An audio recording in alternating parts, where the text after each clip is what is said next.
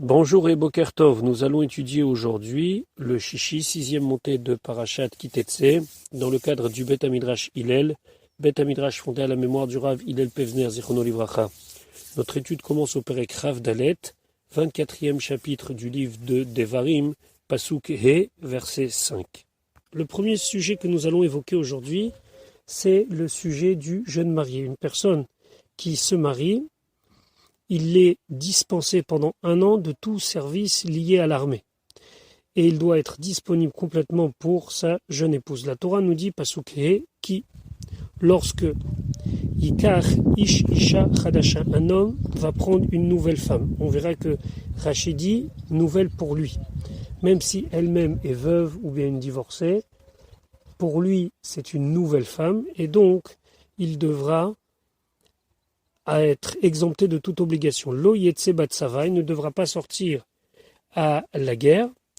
Velo ya'avor alav, et ne devra pas passer sur lui, c'est-à-dire qu'on ne devra pas mettre sur lui les chol davar, n'importe quel sujet qui concerne donc ce devoir d'aller à la guerre ou bien d'être en arrière-plan pour supporter la guerre, par exemple, préparer l'eau, la nourriture. Aucune de ces charges ne peut être mise sur lui. Naki yé leveto, il devra être disponible de toute obligation pour sa maison, c'est-à-dire son épouse. Shana echat, pour 1 an. Vesimach et ishto asher lakach, et il devra réjouir la femme qu'il vient d'épouser. Ici, on exclut Milchemet Mitzvah qui est une guerre obligatoire, comme par exemple la guerre de conquête de la terre d'Eretz Israël, où là, tout le monde doit absolument participer. Et donc, ici, c'est une Milchemet Reshut, c'est-à-dire une guerre facultative, par exemple pour agrandir les frontières, où là, le Khatan et la Kala sont dispensés pendant 1 an de participer, ou de manière active sur le front, ou de manière active dans l'arrière-base de la guerre, à tout travail. Isha Khadasha, Rachid expliquait, chez I Khadashalo, qui est nouvelle pour lui. Fafilou I Almana, même si elle-même est veuve d'un premier mariage, reste que c'est une femme nouvelle pour lui. Parat, ça vient nous exclure les marsir gros château, celui qui reprend sa femme qu'il avait divorcée. On parle d'un homme qui a divorcé et que cette femme-là n'a pas eu un remariage. Alors lui, il peut reprendre cette femme, Marsir gros château. D'après même certains, ce serait presque une mitzvah. Mais en tout cas, c'est pas Isha Khadasha. C'est pas quelque chose de neuf pour lui. Donc là, il ne sera pas exempté des devoirs qui concernent la guerre et tout ce qui entoure. Velo ya'avor alav dvar hatzava. Ne passera pas sur lui, ça veut dire qu'on ne mettra pas sur lui quoi que ce soit qui est lié avec la guerre, même des choses comme préparer le terrain. Les chol davar, chez Utsore Hatzava, dont on a besoin pour l'armée, l'eau, les sapek maïm ou mazon, ni aller fournir de l'eau ou de la nourriture, vélo le taken drachim, et même pas préparer les chemins. Seulement Rachid dit aval achozrim me ochea milchama. Par contre, ceux qui reviennent du front. On avait vu dans la paracha précédente qu'il y avait des cas où ils devaient revenir alpi Kohen, selon l'ordre du Kohen. Par exemple, Kegon Banabaïd Velo Chanacho, celui qui a construit une maison et qui ne l'a pas encore inaugurée.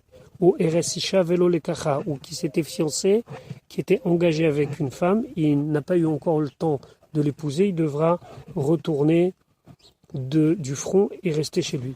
Maspikim Maïm ou Mazon ou Metaknim et Tadrachim. Eux, ils peuvent être liés avec des tâches qui sont des tâches annexes à la guerre, alors que lui, le jeune marié, même à ces tâches annexes, il ne devra pas être affecté. Alors qu'est-ce qu'il fera? Yeleveto, il sera pour sa maison, c'est-à-dire Af Bishvil Beto, même pour sa maison. Ça veut dire quoi? Im Banabaïd Vachanacho, s'il a construit une maison et il l'a inaugurée, mais il n'a pas vécu dedans. Im Natakerem, si il a planté une vigne, Ve Chilelo, et qu'il a déjà été dans une situation où il pouvait profiter des fruits, mais il ne l'a pas pu le faire encore. Et nozaz mi beto, bishvil tzorkem milchama, il ne bouge pas de sa maison pour les besoins de la guerre.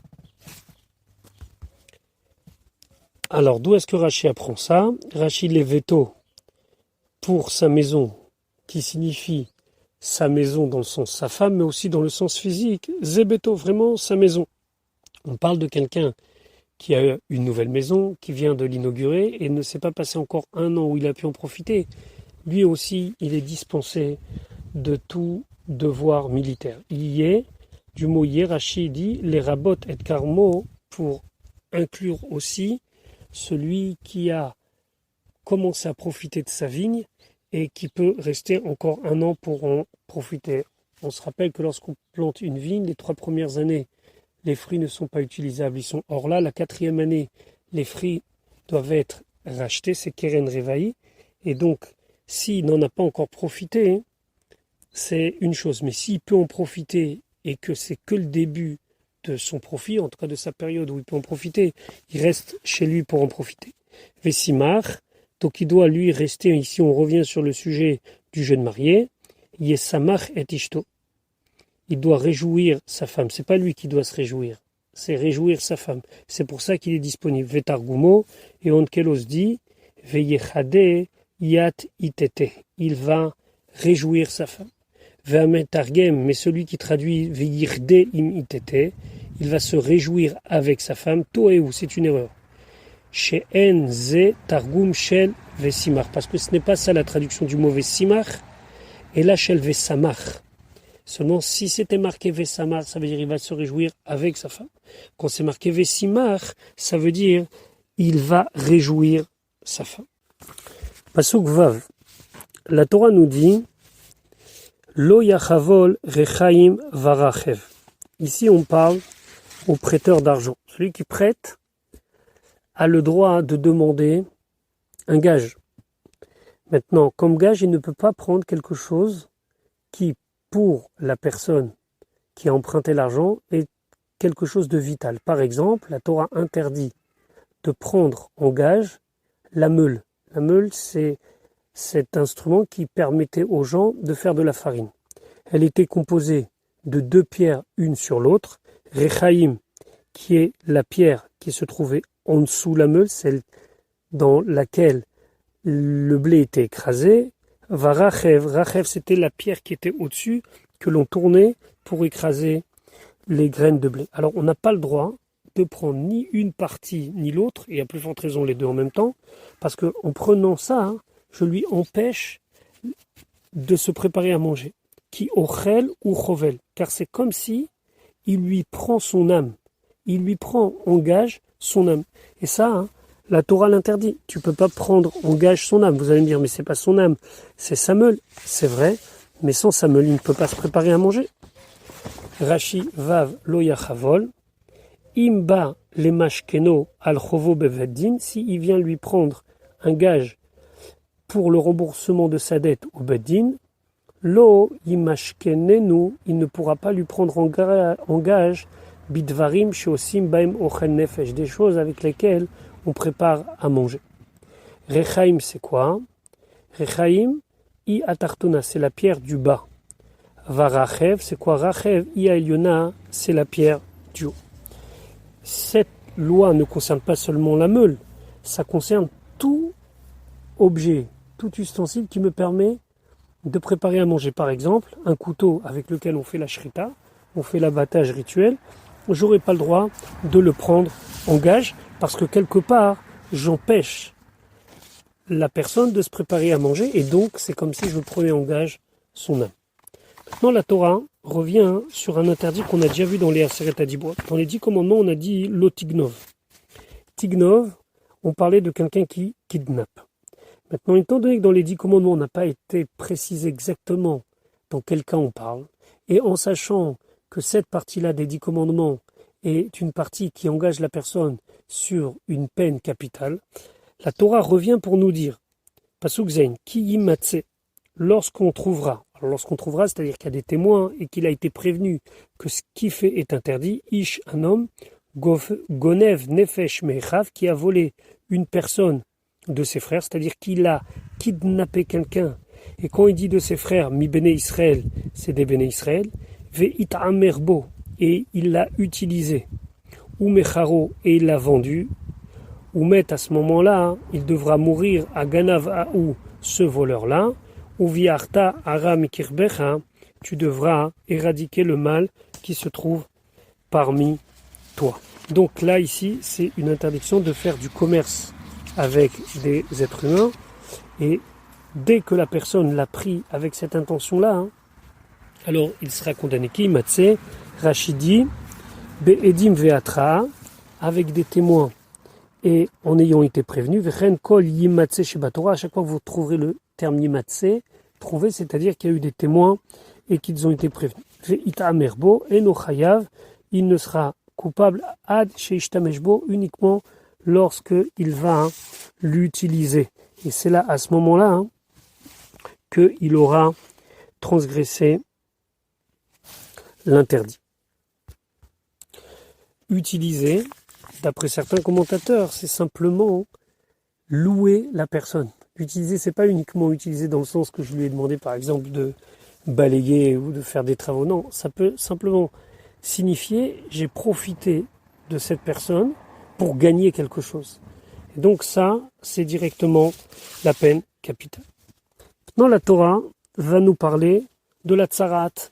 La tsaraat, c'est la lèpre. Pasukret, Ishamer, garde-toi, benega tsaraat, d'avoir la plaie de la lèpre. Alors, on ne peut pas y faire attention, mais ça veut dire que si j'ai une plaie de lèpre, je ne devrais pas moi-même décider est-ce que cette plaie, elle est autorisée ou pas, ou bien prendre une pince, par exemple, et arracher les signes qui montrent que je suis lépreux. L'ishmor, méod, la Torah nous dit de faire très attention, de ne pas cacher cette plaie en par exemple enlevant les poils à l'intérieur, fait la saute et de faire kechol asher yoru etrem, tout ce que vous ont enseigné à Kohanim, à Lévim, les Kohanim qui sont de la tribu de Lévi, kacher tzivitim, comme je leur ai moi-même ordonné. Dans le livre de Vaïkra, on a parachat Tazria Metzora sur ce sujet, tishmeru la sot, vous allez garder, vous allez faire attention de faire selon leur enseignement. Ishamer benega tsaraat, Rachidi shelo titlosh simane tuma, tu ne dois pas arracher les signes d'impureté, velo tikotz et habe'eret, et tu ne dois pas gratter la plaie pour faire en sorte qu'on ne puisse pas reconnaître que c'était une nega tsarat. Kechol asher yoru etrem, selon tout ce qu'ils vous ont enseigné, im le hasgir, ou bien de mettre en séguer, c'est-à-dire de mettre en quarantaine, de te mettre une semaine de côté pour voir comment les choses elles vont évoluer, im le hachlit, ou bien de dire directement que cette plaie est une plaie interdite, im le ta'er, ou bien de purifier la plaie. Pourquoi la Torah nous dit cela? Le Sefer HaChinuch écrit que la raison, c'est qu'il faut souffrir de cette sarat et donc comprendre que c'est une punition qui vient du ciel et de ne pas la rejeter. Et le Or HaChaim va un petit peu plus loin dans la réflexion, il dit que en arrachant la plaie, en arrachant les poils de la plaie, quelque part, on ne veut pas comprendre l'origine des choses. Et au lieu d'arracher les conséquences du problème, va au fond et va chercher le shorège du problème. Et le shorège du problème, la racine du problème, c'est le Lashon Hara. Preuve en est ce que la Torah nous dit tout de suite au Pasuk Tet, comme pour faire un lien avec ce qu'on a dit précédemment.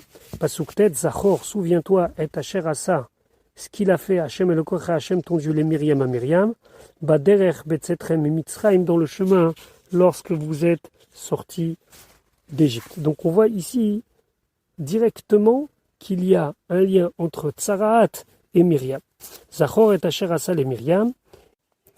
Donc Rachid expliquait la juxtaposition des sujets et de dire Im bata le Hizaher, si tu viens prendre garde chez l'otilke betsarat, que tu ne sois pas frappé de lèpre, al tesaper la shonara, ne raconte pas, ne dis pas de la médisance. Zachor, souviens-toi, surtout la punition, et Hassouil et Myriam, qui a été faite à Myriam, chez Dibra Beachia, qui a parlé contre son frère Moshe, Velakta Benegaim, et elle a été frappée de plaies. Alors ici, Rashi, c'est comme s'il nous donnait une Etzatova. Il nous donne ici un conseil, Rashi.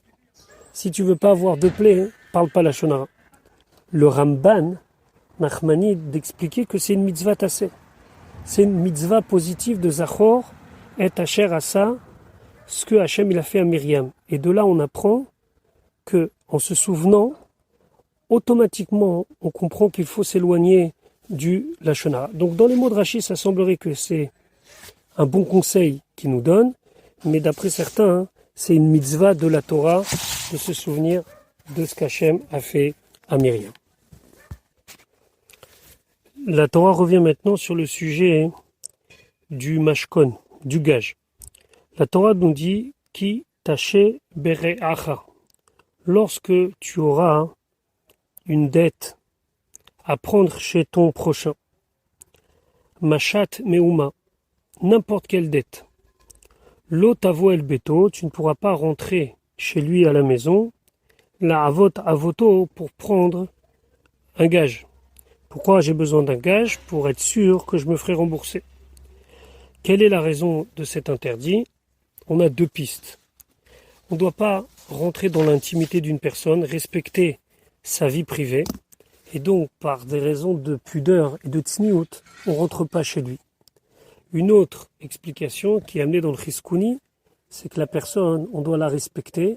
C'est très difficile pour une personne de voir son créancier chez lui à la maison en train de chercher quelque chose comme mashkon, comme gage. Donc tu ne peux pas rentrer chez lui à la maison. Rashi kitaché bere'acha achov bechavecha. La dette que tu as chez ton ami, machat meuma, n'importe quelle dette, chov shel klum, n'importe quelle valeur de dette. Pasuk Yudalef, bachutz ta'amot, tu te tiendras à l'extérieur, ve'aish et l'homme, asher atan noshebo, auquel tu réclames de l'argent, yotzi elecha, il te sortira de sa maison vers l'extérieur, et à avot, le mashkon, le gage achutza vers l'extérieur.